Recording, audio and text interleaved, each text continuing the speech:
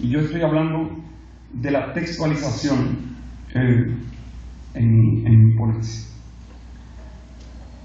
Entonces, como se trata de una lucha intelectual por controlar la representación social que hegemoniza el imaginario, conviene recordar aquí la estrategia seguida por algunos pensadores latinoamericanos, quienes, siguiendo la iniciativa del movimiento indígena organizado, han propuesto sustituir el nombre de América Latina por otro, Abya Yala, un vocablo del pueblo Kuna que forma parte de lo que hoy conocemos como República de Panamá.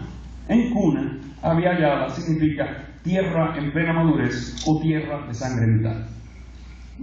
Bajo este horizonte descolonizador del pensamiento se presentan estas reflexiones que pretenden mostrar cómo la historiografía dominicana es una producción eminentemente criolla, es decir, del discurso científico que va a mostrar lo que verdaderamente pasó, lo que primero pasó, de aquellos que han constituido su identidad considerándose como hijos de españoles nacidos aquí y por tanto como los legítimos herederos de los derechos adquiridos por la conquista española sobre el territorio americano.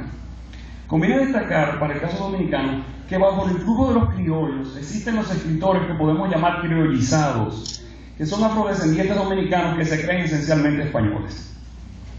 En ese sentido, resulta relevante decir desde un inicio que en no pocas ocasiones los escritores que pueden corresponder a esta definición de criollizados producen textos historiográficos más racistas que aquellos escritores que podrían corresponder a la categoría de criollos. Esta observación nos habla de un auténtico psicodrama en la diáspora africana cuando accede al saber colonizado que se difunde por las estructuras académicas establecidas, incluyendo lamentablemente nuestras universidades, sobre todo las privadas. Antes de compartir reflexiones sistemáticas sobre el tema que nos ocupa, he querido contarles, para comenzar, una experiencia que viví en los años 80, cuando participé en la producción de un material didáctico audiovisual que pretendía corregir la historia oficial dominicana e integrar narrativa y simbólicamente la diáspora africana en el discurso pedagógico sobre la historia dominicana. A partir de esta historia, que es una historia de un fracaso leído, ¿no?, a través del tiempo en que yo participé, fui corresponsable del fracaso, ¿no?, se infieren los elementos de los que se debería ocupar una historiografía dominicana que se disponga a integrar la realidad de la diáspora africana en consonancia con los principios epistemológicos del giro descolonizador del pensamiento latinoamericano. Ese sería un poco mi enfoque, y yo quería señalar que me gustó lo que me antecedieron, porque voy a tener que corregir mi ponencia, porque diáspora africana también es una representación y hay que tener mucho cuidado con eso, como señaló bien César Albert. Mi primer punto es un pueblo café con leche. En la primera mitad de la década de 1980, un centro de educación popular dominicano de carácter progresista quería producir, no diga el nombre, un material didáctico audiovisual sobre nuestra historia nacional. Está en la nota que yo no digo el nombre por respeto. Así que yo participé, yo fui coautor de esto, o sea que estoy hablando de mí. El objetivo estaba claro para sus productores, quienes me solicitaron colaboración como joven estudiante investigador: ofrecer a grupos organizados populares una visión alternativa de la historia dominicana que pusiera en evidencia que los dominicanos no éramos ni indígenas autóctonos, ni españoles, ni africanos, sino un pueblo mulato, que para fines de divulgación quedó bautizado simpáticamente como un pueblo café con leche. Había buenas razones para un proyecto semejante de educación popular. La historiografía oficial, consolidada en sus rasgos más ideológicos y violentos al calor de la dictadura de Rafael Leónidas Trujillo, había destacado hasta ese momento dos de los componentes poblacionales del pasado dominicano: el indígena y el español. Yo cada vez que hablo de un componente pongo las comillas porque también son representaciones, ¿no? Ahora que acaba mi libro de Duarte, por ejemplo, dice Duarte que luchó por los ideales españoles y tal, fue a Cataluña, pero Cataluña estaba independizándose de España. Entonces hay un mangú categorial que es un poco difícil de resolver, ¿no? Dice, pero sobre todo el español. Entonces encontramos un ejemplo extremo de esta tendencia en las ideas historiográficas de Balaguer, Joaquín Balaguer, quien consideró que Santo Domingo era la nación más española y tradicional de América por instinto de conservación. Página 169 de la Isabales. Estas convicciones historiográficas de Balaguer se convirtieron en políticas culturales durante sus famosos 12 años de gobierno autoritario, cuando fue inaugurado el Museo del Hombre Dominicano, así mismo el nombre, en la década de los 70, quedaba fijada museográficamente esta visión tradicional de la historia dominicana que tan buenos servicios prestó a la dictadura de Trujillo entre 1930 y 1961, y que sigue prestando un buen servicio a sectores políticos ultranacionalistas en estos momentos, sobre todo en coyunturas electorales. Tuvieron que pasar los años para que se colocara la figura de Lemba, no sé si se acuerdan los que somos capitaleños. Primero estaba Enriquillo y el padre de la casa, y después le hicieron el papá y pusieron a Lemba en el medio, pero pasaron muchos años hasta que Lemba encontrara, llegó Lemba. Bueno, tuvieron que pasar algunos años para que se colocara la figura de Lemba, el símbolo emblemático del esclavo africano sublevado en la América colonial, como reconocimiento monumental aquí, ¿no?, a lo que la historiadora dominicana de la negritud, Celsa Albert, ha llamado la tercera raíz de la identidad dominicana. A pesar de gestos aislados como estos, las políticas culturales dominicanas siguieron la matriz hispanófila, como se pudo constatar en las famosas celebraciones del 5º centenario del descubrimiento de América. Bueno, hay un cuento que ustedes saben de un esclavo que encontraron en la ruina de San Francisco, y verdad, hubo que quitarlo del medio. A la dictadura le convenía. Pero expliquen ese dato y yo no lo sé, que como que un misterio. ¿Cuál es el misterio? Los misterios. No, es que es un hecho conocido. No, Luna Calderón encontró un propósito ofensivo y ya falleció. Encontró un esclavo negro, unos billetes en el antiguo convento franciscano. Detrás del ábside, que hay un parquecito. $500 adelante. Entonces, simplemente en arqueología, uno encuentra las cosas y tiene un tiempo que estudiarlas, porque uno no sabe lo que es, después uno lo relaciona. Resulta que, de que dijeron un esclavo con un grillete en la iglesia, no dejaron, sacaron al arqueólogo de ahí y le echaron un bloque de cemento de como donde ustedes se pasean después de ir a una bulla. Pues eso nunca lo vamos a poder encontrar más. Eso es todo. Bueno, en esa producción de textos es que yo me estoy refiriendo. Entonces, a la dictadura, volviendo o no al libro, le convenía reprimir simbólicamente todo elemento negro o afro de nuestra historia, con vistas a legitimar totalitariamente el control represivo del territorio nacional, no solo contra la presencia de la población haitiana, que se necesitaba como mano de obra barata para la estratégica y lucrativa industria de la caña de azúcar, sino también sobre amplias zonas en la frontera con Haití que estaban en la mano de una población rayana que vivía al margen de la fiscalización de un Estado-nación dominicano o haitiano, que por primera vez lograba estructurarse de manera eficaz. El Estado, articulando discursivamente una curiosa modernización racista y elitista, la dictadura de Trujillo pretendió justificar la tristemente famosa matanza de haitianos. Yo lo pongo entre comillas, porque defiendo la tesis que fue matanza de rayanos, en 1937, haciendo del trujillismo político y del anti-haitianismo prácticamente sinónimos desde el punto de vista de la legitimación social. Y aquí cito a Derby Torres, a San Miguel, donde me apoyo. Se calcula que entre 12.000 y 25.000 campesinos, supuestamente de origen haitiano, fueron asesinados a machetazos en unos 5 días en una operación protagonizada por el ejército dominicano de la dictadura. Sin embargo, la incongruencia de toda actividad humana, también de la historiográfica, nos depara sus sorpresas. En el tomo 3 de una conocida obra de Marrero Aristi, aunque fue publicada póstumamente, La República Dominicana, origen y destino del pueblo cristiano más antiguo de América, se hace un esfuerzo de reparar el déficit con la diáspora africana dominicana y su institución excluyente.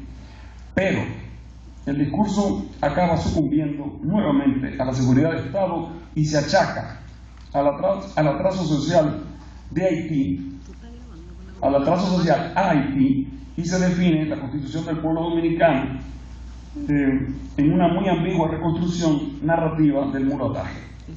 Ante esta tentativa fallida por las implicaciones políticas, una ambigüedad que vivió en propia carne el autor de obra, ustedes saben que lo mataron, Volvamos a la narración de la construcción del audiovisual Un pueblo café con leche. El guionista del audiovisual optó por transmitir esta versión alternativa de la historia dominicana en un estilo épico, casi mítico. Los componentes poblacionales se personificaron y recibieron nombres fáciles de identificar. El componente indígena recibió en el audiovisual el nombre taíno. El supuesto principal grupo de indígenas que poblaron la isla de Haití o Bohío a la llegada de Cristóbal Colón en 1492, de acuerdo a la historiografía oficial, porque el tema de los taínos hay que aclararlo todavía. Yo me inclino a pensar que eran poblaciones arahuacas y que el taíno es una creación discursiva para el control de la población. Esa es mi tesis, que habría que probarla. El componente venido de la península ibérica se bautizó con el nombre de español. Al componente venido de África se llamó africano. El hijo del español con la mujer violada de africano, porque en el audiovisual la mujer de la narración es africana y el hombre violador es español, ¿no? Se toma esta idea mítica, porque está escrito como una ética. O sea. Entonces, el hijo del español con la mujer violada de africano recibió el nombre de mulato. Y la historia de mulato personificaba la verdadera historia del pueblo dominicano y su cultura. En el momento de producir el audiovisual, las cuestiones de género no habían cobrado la fuerza que tienen actualmente los medios intelectuales que investigan sobre la cultura dominicana. El movimiento popular seguía básicamente una perspectiva social marxista, ciega a las cuestiones de género por concentrarse en los conflictos de clase. Por eso no puede extrañarnos que el fruto de la unión de español y africano haya sido también un varón. Tampoco en aquel entonces se daba importancia a los procesos que hoy llamamos de globalización y los desafíos desconstructivos que plantea las narrativas sobre la llamada cultura nacional. De tal manera, la narración de la historia de mulato representaba el pasado y el futuro de República Dominicana café con leche, dentro de los límites del territorio nacional. Al introducir estos hilos que acabo de compartirles, de un esfuerzo pedagógico, de constituir un relato pedagógico también, yo quisiera ahora dar un paso adelante y reflexionar críticamente sobre el esfuerzo que se ha realizado en República Dominicana por definirla como un país mulato, un país café con leche. Y ahí estaría la obra, que habría que releerla y analizarla, la famosa obra de Pérez, La comunidad mulata. Entonces, mi segundo punto, posibilidades y límites de un discurso sobre la cultura mulata. Criticar el discurso sobre la identidad como cultura mulata nos permite ver que se ha creado toda una mitología historiográfica en torno a la democracia racial dominicana. Por contar una experiencia que he vivido constantemente en los barrios populares de la ciudad de Santo Domingo, en los que laboro y he vivido por muchos años, las personas que no me conocen me pueden considerar o un gringo, o un español, o un italiano, por mi piel más clara. O dicho en buen jerga de la calle, dice, Italia, ¿cómo tú estás? ¿Verdad? Porque nosotros no decimos italiano, sino Italia, España. A mí dice, España. Bueno, depende. Gringo, cuando voy en bicicleta soy gringo, mormón. Bueno, hay distintas identidades que me asignan distintas identidades. Otro ejemplo, para visitantes recién llegados de otras latitudes resulta muy difícil distinguir un dominicano de un haitiano, aunque la clasificación racializada de la población repetida por las guías turísticas sea cuestionable desde consideraciones etnográficas o culturales más acuciosas como las que hizo Carlos. Nos interesa más destacar lo que ella visibiliza e invisibiliza, dado su obviedad intuitiva. O sea, una guía turística también es un discurso, y ella visibiliza cosas e invisibiliza otras. El discurso sobre la dominicanidad como cultura mulata pone de manifiesto 4 pistas históricas de gran valor para el establecimiento de relaciones sociales menos discriminatorias en la isla de Santo Domingo, o, como le llama la cartografía internacional oficialmente, Isla Hispaniola. Primero, el discurso histórico tradicional del siglo XIX, que en alguna medida se convirtió en cultura popular, hay una línea del tiempo que todo lo que hemos sido educados aquí la tenemos en la cabeza instalado, ¿no? Queda relativizado, cuestionado desde su misma estructura argumentativa. Hoy se rechaza como poco razonable una interpretación de las relaciones sociales en términos raciales. Es ridículo y peligroso declararse como miembro de una raza pura para afirmar una identidad nacional. Somos conscientes de que todos los pueblos han conocido a lo largo de la historia el impacto de las migraciones y ahora se ven sometidos a procesos de transnacionalización por la globalización de la economía. Bueno, esto habría que relativizarlo ahora con algunos artículos que están saliendo esta semana, pero bueno, de gente que conoce la historia dominicana. Bueno. Segundo, la relativización del discurso racista permite ir contra la tendencia de las élites a fijar la identidad de algunos sectores de la población, adjudicándoles un conjunto de características comportamentales imposibles de cambiar o mejorar en beneficio de las relaciones sociales. Por ejemplo, queda descalificada en su raíz la idea extendida en las élites latinoamericanas criollas desde los tiempos coloniales y después influenciadas por el positivismo decimonónico, de que ni el indígena ni el negro son capaces de trabajar ni integrarse al progreso, dentro del marco de una visión moderna del mundo, por el hecho de pertenecer a una raza inferior. Bueno, nadie se compra eso, más o menos hoy. Hay quienes sí, pero en general no publicado en un texto. Tercero, la aceptación del componente afrodescendiente de la propia identidad devuelve parcialmente la autoestima a amplios sectores de la población que con frecuencia se autodesprecian por el color de su piel. Negro, prieto, palabras que todavía suenan feas en el lenguaje cotidiano dominicano. El rizo de sus cabellos, ya sabemos, eso se llama pelo malo. El ancho de su nariz, se dice la ñata. O el grosor de sus labios, que se dice la bemba. Cuarto, la integración del elemento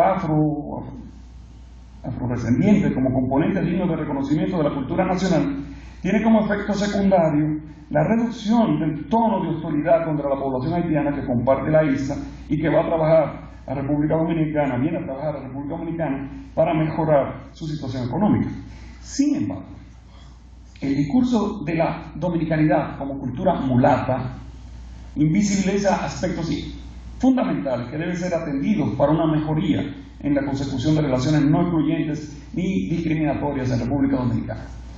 Primer elemento que nos ayuda, el discurso mulato no reconoce la capacidad subjetiva del conjunto de la población dominicana al convertirla simbólicamente en una víctima pasiva de una historia de violación.